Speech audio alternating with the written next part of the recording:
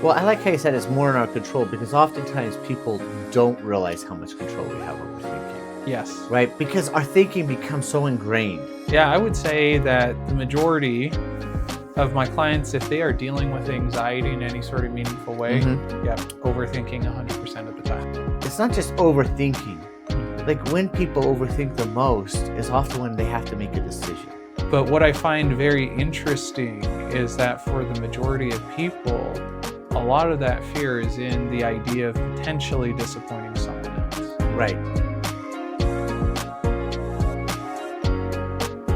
Welcome everyone back to another episode of The Lighter Side of Heavy Things. Joined with co-host Dwayne Horton along with myself, Chris Clark, as we kind of continue our exploration into the various different, I guess you'd say, ideas or things like that we find fascinating, but also what we come across a lot as we work with our clients. And it's kind of our first episode of the new year. Yeah, right? It's been a busy new year, hasn't it, dude? This year's been crazy already for people. Yeah, really crazy. Yeah. And with that, you know, what we thought would be kind of interesting or fun to do is take time we read a book together, right?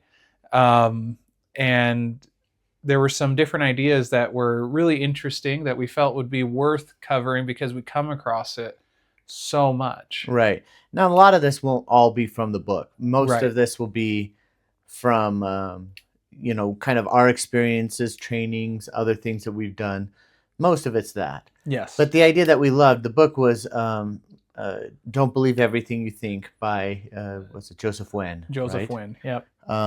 And the thought that we came across that we really enjoyed was the idea of what would you call it? Like described. Yeah, I like that. Conceptualized is the word I was looking for. But yes, describes good. But the thought versus thinking. Yes. And you'll see this in many different styles of therapy, right? Mm-hmm. A lot of different styles of therapy have different ways of talking about the problems with our thoughts or why our thoughts become a problem, right? Yeah, and how overthinking causes a lot of the struggles that we deal with. Right, and to me, that's why I think this part was really fun in prepping this with you, is because, I mean, it's a new year. Mm-hmm. Like everyone's overthinking apparently right now. Oh yeah. Whether they want to or not. Yeah, whether they want to or not, it's there, right? So to briefly describe the thoughts versus thinking, I loved how he said thoughts are just basically neutral. Mm-hmm. It is something that comes up. It is about a situation such as I've got to go to work today. Yes. Or, it's raining outside, or here it's cold and inverted and nasty. Not Yuck. fun. Dude, you can't see the mountains. Yeah. That's gross. It's bad in Utah right now. Oh, well, at least I feel like we're living on the end where it's a little bit, it's not too terrible, but man, you drive north. Oh, dude, it's nothing worse than driving down into Utah Valley, and you see the like high peaks of Timpanogos, and it's like pristine air, death. Yeah. But anyways, the idea that these thoughts versus thinking is so thoughts are neutral; they're just about something, right? Yes. It is our interpretation that starts the thinking, right? Yeah. So thinking are judgmental or like opinions or thoughts about what is happening, such as if I walk into that doom fog, I'm going to die. Yeah. And what I think is really interesting, you bring it up, is that thoughts oftentimes just happen, right?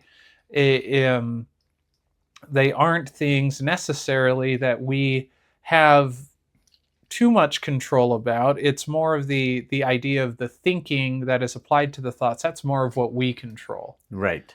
Or what we do with it, right? Well, I like how you said it's more in our control because oftentimes people don't realize how much control we have over thinking. Yes. Right? Because our thinking becomes so ingrained. Right? There are many neurologists and other cognitive therapists who have often said it's like a pathway in the forest. Yes. Right? When you start a new train of thought, you start going down, it's like you're carving through and knocking through the bushes.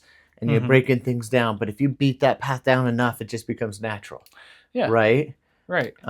It's like when you go, hiking, any of the mountains or whatnot. What's funny is you'll get on trails, and it's easy as you're walking along the trails. You will even see animal tracks and things like that, because of course they're looking like, do I want to beat a new path through, the trees and the bushes and all that, or am I just going to walk along with, where everyone else is walking? Right. And so thinking is, when we are thinking, we're just following those natural paths. Yes. But in order to gain control and master over our thoughts and our thinking, to some degree, we're going to have to change that, and then change the direction a little bit, And so one of those things is kind of like an idea of thinking is like fear. Fear is in our head. Yes. Right? We think it's natural. Like, take heights for me. Like, I hate heights. Like, dude, we had this trip when we went down to the Grand Canyon. I was in junior high. We went down with this Mr. Clark. He was a geophysicist for most of his life, and his wife made him come home and retire.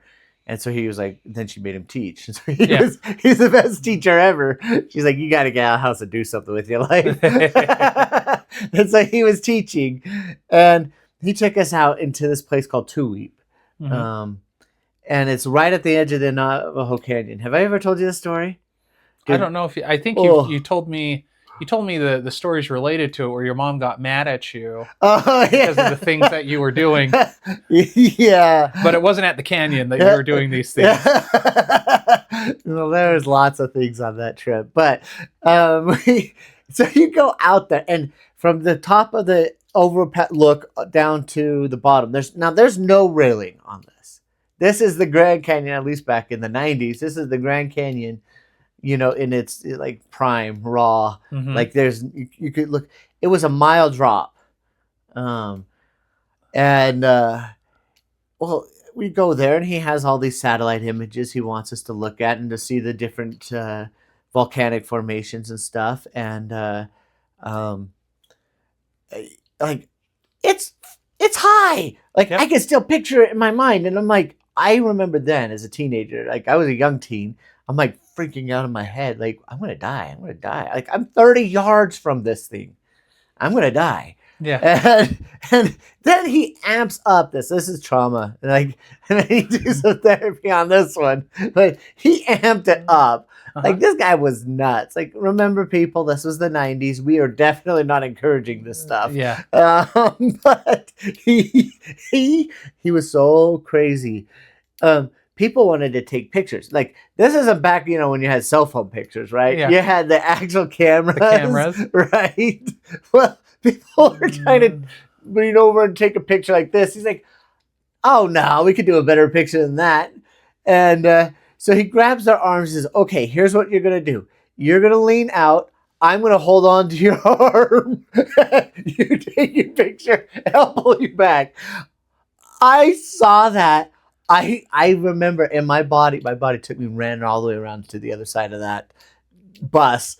And like, I wasn't even on the bus. I was just, I was like 50 yards away, and I'm like, everyone's going to die. How am I going to get out of here? Can I drive this car? But fear was all in my head. Clearly, these people weren't afraid of, leaning over the edge, taking a picture. But I thought I was going to die. I was seriously convinced I was going to die. Yeah. You know what I think is interesting?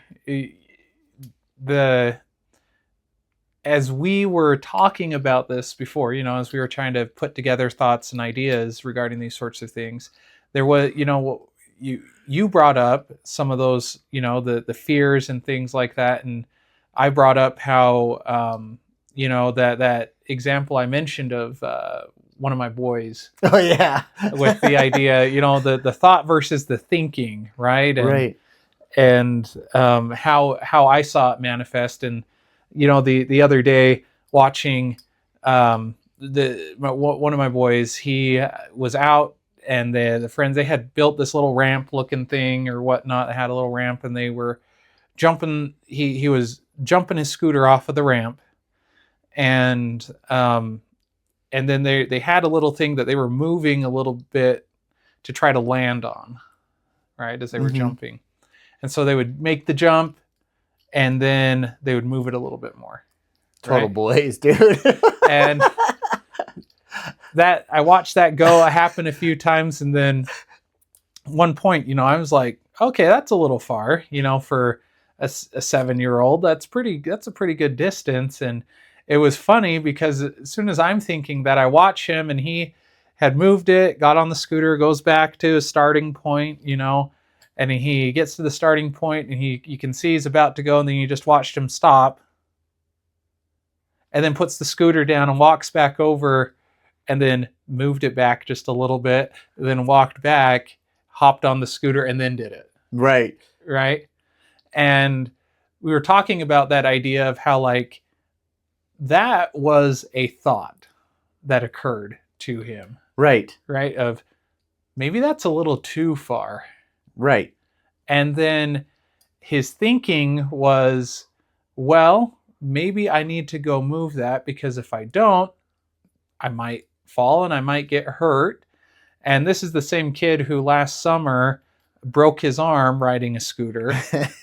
So you could tell he learned from the pain. Right. Who says pain's not a good teacher? Right. And what's interesting, right? Because we mentioned as we were talking about it, is that he did not allow his thinking to stop him. Right. From doing this thing. Yeah, his thinking didn't spiral. My thinking spiraled in mine. Right? Like, I was convinced if I walked within 20 yards of that thing, like, somehow the earth was going to launch me up into the air, and then I'm going to fall, right? Yeah. And there's big gust of wind was going to come get you. And... Yeah. And then game over, man, right? My thinking spiraled into all the horrible scenarios, like, because the thinking couldn't think of anything. Yeah. Again, that's a primal fear, but that fear was here in my thinking, right? Versus a thought like, oh, hey, here's a jump. Oh, let me analyze it. Oh, let me fix it. It's gone. Let's go have fun, instead of running inside and being like, everybody stop. Yeah. Right. Yeah. The overthinking, like in this case, would be for him as if he would have been, like, oh, we're not doing this anymore. Like, no one else is going to jump, or I'm going to break my arm. And, him just becoming a mess of, I almost did this, whatever it might be. Right.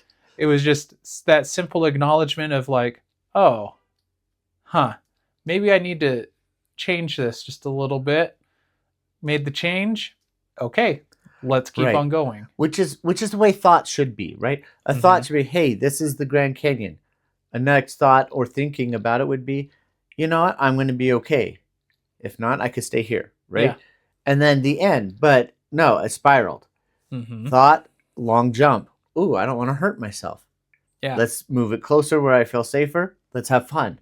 He engaged. I was debilitated. Right. Right. And so I think what's interesting, is as we look at those ideas of overthinking, as we talked about it, there were like a few, I guess you would say, common thinking spirals that we see people fall into. Yes. Right. Well, and it's not just like overthinking is a curse, dude. Like, how many clients do you have? Like, I could say at least 20 to 30% of my clients this week, overthinking was a major issue. Yeah, I would say that the majority of my clients, if they are dealing with anxiety in any sort of meaningful way, yep, overthinking 100% of the time. 100%. It's a curse. We get it paralyzes us. Mm-hmm. It stops us from becoming what we want, doing what we want, growing in ways that we want, and we miss out on opportunities because of it, right? Right. So it really is a curse. Because one of the things that overthinking does is it creates confusion, right? Mm-hmm. I call it having way too many voices in my head. There's a pill for that. There is. And I'm on it. Not today. I forgot. But oh, not those voices. Yes. Oh, yeah. The other voices. Well, there's several for the other types. Yeah. They have those in shots. Yes, they have those in good shots. They live. Never mind. Yeah. But anybody who's ADHD will understand this because, well, at least my version of it, because it's like I have all these threads that are pulling at me all the time. Mm-hmm. And it's like I got to try and silence those and focus on the one thread I'm working on. Right. Right? Overthinking can do that. It's just like that type of feeling where it's like all these voices of my head. Well, my parents said this. What if my kids go to school and this happens? What if, my company I'm working at fails? Yeah. Often it starts with the words, what if? The what ifs. Yes.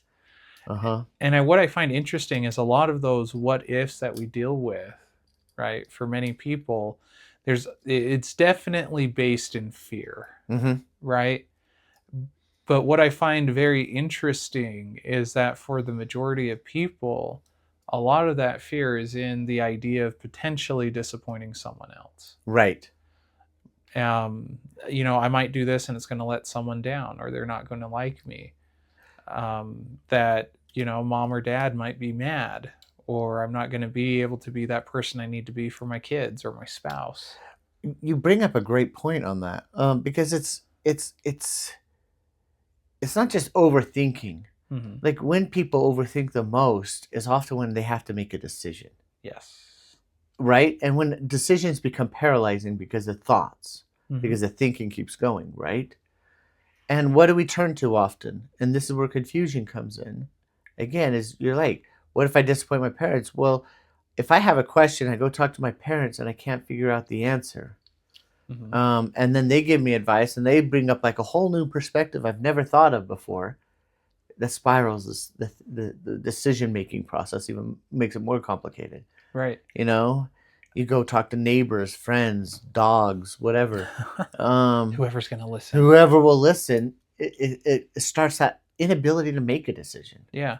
And, coming back to these examples that we brought up, right? The decision-making, right? In my case, for my boy, he was, the decision, oh, am I ready to go? And then the thought comes, maybe not. Right. And then it was obviously, well, what do I need to do to make me ready to go? Oh, maybe I need to move that a little bit where I'm landing. But it was quick. Yeah. He wasn't probably thinking anything more of it once he got back on that scooter and went to go launch himself, right? Right. Probably wasn't thinking anything of it. He's just like, okay, here we go. Yeah. All prepped. And now he's out of the thinking stage and just engaging with the world in the here and now, in this moment. Right. Right. Another problem, I think, I didn't think about this before. We thought a little bit about it before, but on the decision making is the idea that when we have a problem of making decisions and we start overthinking making a decision, is the idea of we seek validation. Oh, yeah. Right? Or if there's a problem in our life and we're saying this is spiraling out of control and we're overthinking about it, right? Mm-hmm. Like my boss is a jerk. You can't say anything on that. The government's, what it is, right? And mm-hmm. whatever it may be that people have some disgruntled part about, if they're overthinking it, it starts to spiral into dangerous places, right? So what do? They go and try to say, hey, I want to work this out. But then they go talk to people for validation, right? Right. And, I feel that validation isn't necessarily the best thing or the most important thing when it comes to this. Actually, I feel like in many times, validation actually causes more problems than it helps. Mm-hmm. And the reason I believe that is because more often than not, what we are seeking is more of wanting to be understood. Right. But the problem with validation is that whoever we might be getting the validation from, they could be biased. Yeah, absolutely. Also, you know what? What if the bad thought that we have, or I guess the thinking of whatever the thought may be, what if we're wrong from the get-go? And then we go and talk to someone and that person doesn't want to upset us. So they say, well, no, maybe you're right. And now we've just had a bad or erroneous thought reinforced. Right. It's like those videos that you've ever seen. It's like, well, let me swear. Am I an asshole video, yeah. Right? Am I the asshole, right? Where it's like, you're like, you hear some of the stories. You're like, sometimes you're like, dang, yes, you are. And sometimes you're like, okay, but Yeah. the danger is, and this is something as from a therapist side, right? Right. Like our clients come in, they sit down with us, they talk to us. I often want validation, right? Mm-hmm. The problem is I rarely give it to them. Yeah. For many reasons. One of those is I recognize, from my perspective, I only have one point of data to look at. Right. Right. And I think what's also important that I don't think people understand when it comes to good therapy, when someone comes in and you can tell they're seeking the validation. Yes. They're wanting someone to tell you, yes, you are right. Right. Right. But there are so many times for many of my clients, they come in and they tell me the story or the situation or other things like that. And I just think to myself, I'm like, you're not right. Yeah. Or you are completely missing a big piece of what's actually perhaps going on here. And how do you deal with that, like with your clients? So what I do, I validate, right? Or in this case, what I'm doing is I'm showing that I am understanding the emotion that's going on. Right. Right? Like I will say to them, wow, that does sound really scary. Uh-huh. And I can see why you did that. But what was the problem that happened because you did that? Right. Well, I ended up losing my job. Right. Oh, so what can we do next time? What's going on there? Because and people will misinterpret that as that just simply being validation. Right. More of what I'm doing is just showing them, hey, I understand what that emotion was. And that's mostly what people are looking for. Right. So we explain and we sit with the emotion for a moment, and we're like, hey, look, that's kind of crazy what that emotion does, right? Then we go in with curiosity. What led that? Like with my clients, I'd be like, I wonder what was on the other side. Yeah.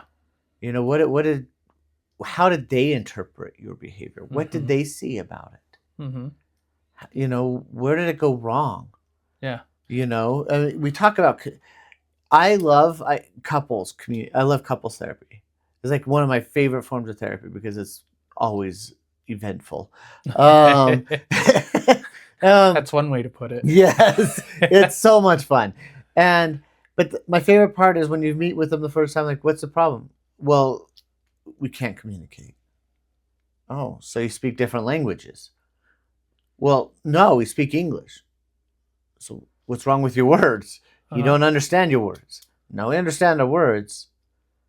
What it is they can't communicate based off of, they think this is my idea, this is my line, right?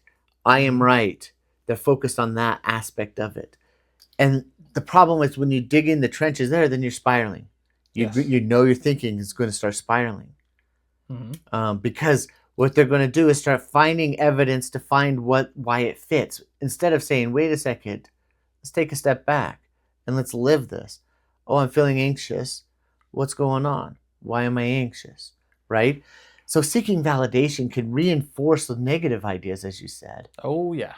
But it also, one danger is these people may not even be qualified to give a valid opinion on it, right? Yeah. Like you're like, I am so angry at my quantum physics teacher. He taught, this principle, we're talking about quarks and gluons and they said it this way and it's wrong. And you talk to your friend who, is a high school graduate and they're like, you're right. Your teacher's an idiot. Like, wait a second. Who is the teacher? And what do you have any authority here, right? This is a real problem in our world. And I think a real source of overthinking with my clients and a major source of anxiety in our world as a whole is the idea of people are turning to AI for information. People are turning to Google, to social media. Like people are talking politics left, right, and center. This is why I abandon all things, right? I'm so tired of politics. But the reality is people are giving their opinion about how something should be, and they don't actually know how something should work. Yeah, you're giving opinion as fact. Yeah.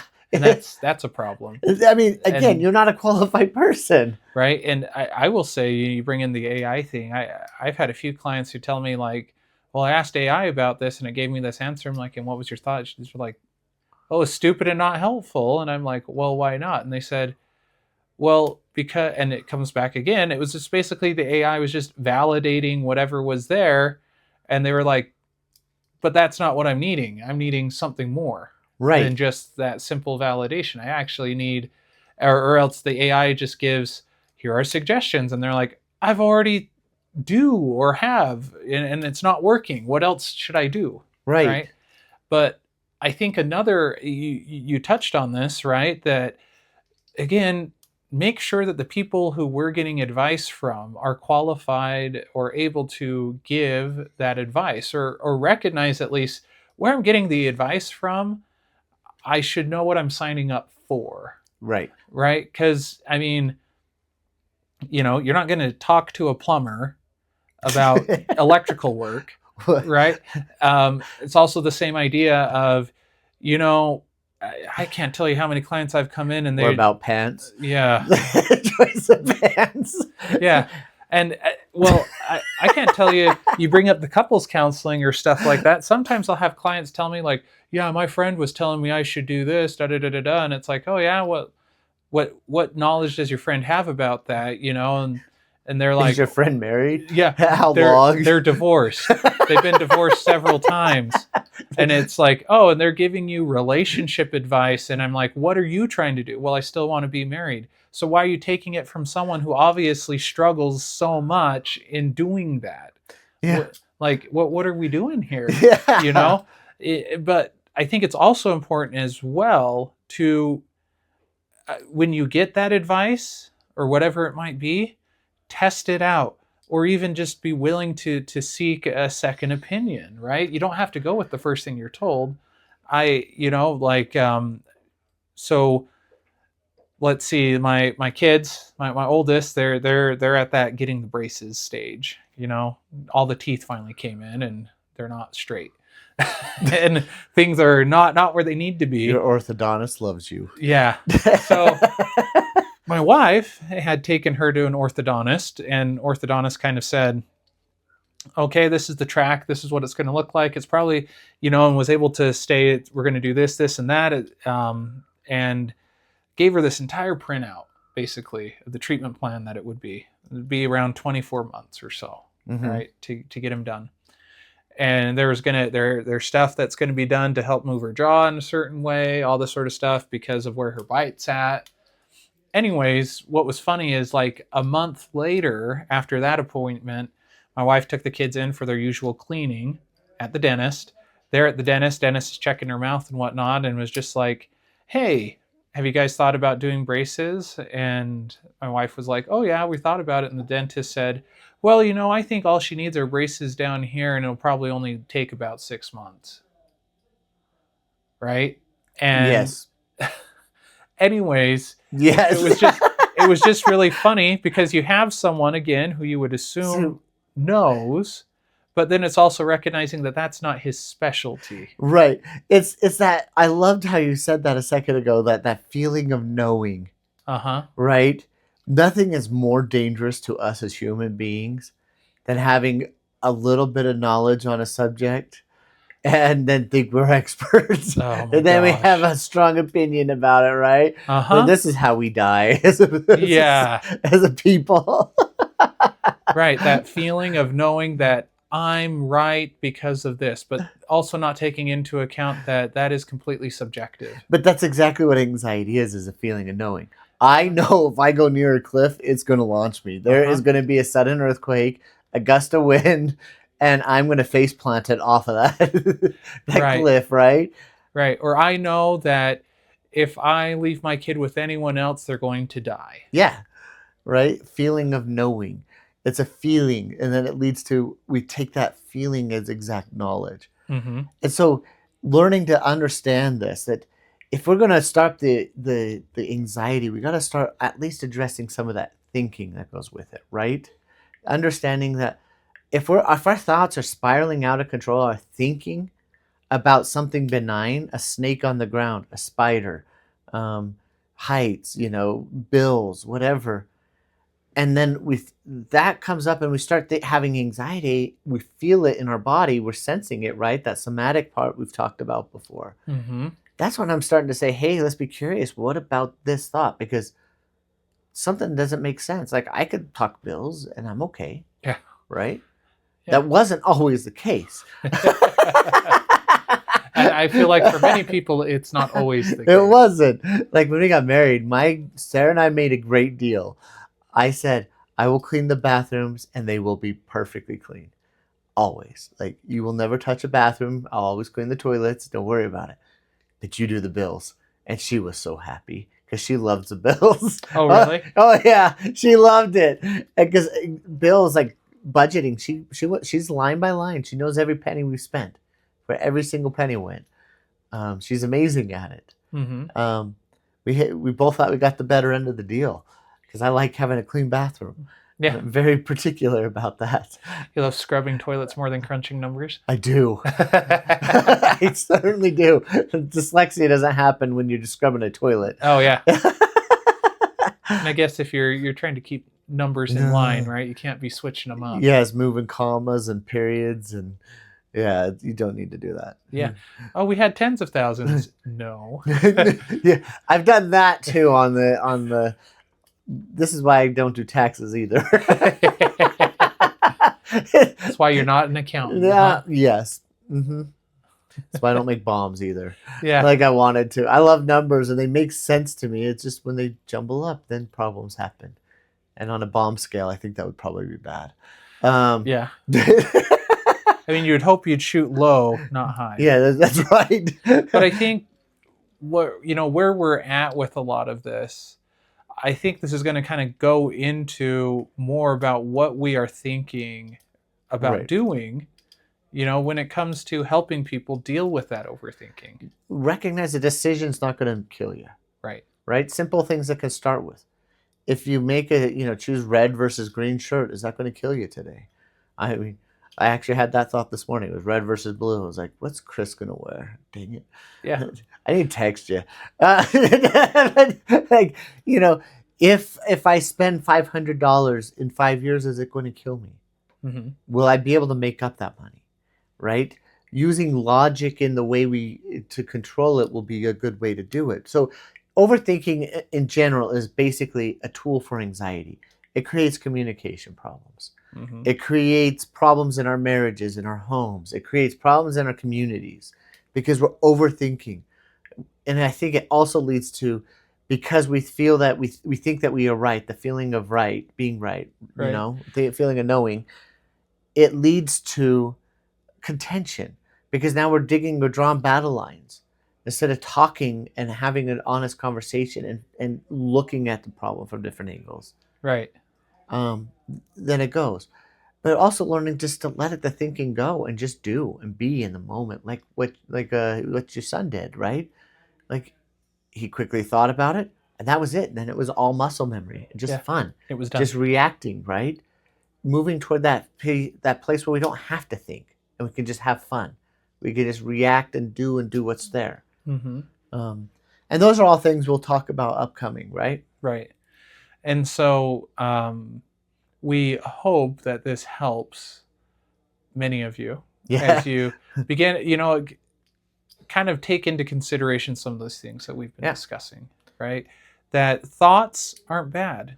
They typically are kind of that temperature check of what's going on or what's happening, but it's what we do with the thoughts, how we apply our thinking once the thought comes, that's going to dictate the outcome. Yeah. And being aware of just how our thinking starts afterwards is very important too. Mm-hmm. You're right, because it's once the thinking starts, we got to notice it. Yeah. Right. And then head it off if we need to. Yeah. Well, find a new way, but make sure if you're getting advice, get with the right people. Yeah. Or get it from multiple different people from multiple different. Yeah. Well, honestly, my honest opinion is this is like, we'll have to talk about this another time, but word vomiting. Oh, yeah. Like more often than not, I feel like a scam artist sometimes because all we do is listen. Mm-hmm. And it's amazing. You let them just let it all out, just go, right? And then they're fine. Like, oh wait, I know what I need to do. Oh, I have stories on that.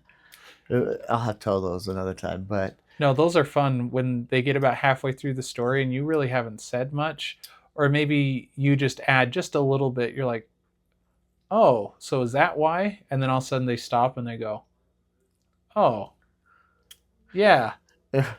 well, yeah, but it's because the thinking, it's all here. They just need to dump it out, and we'll talk more about that.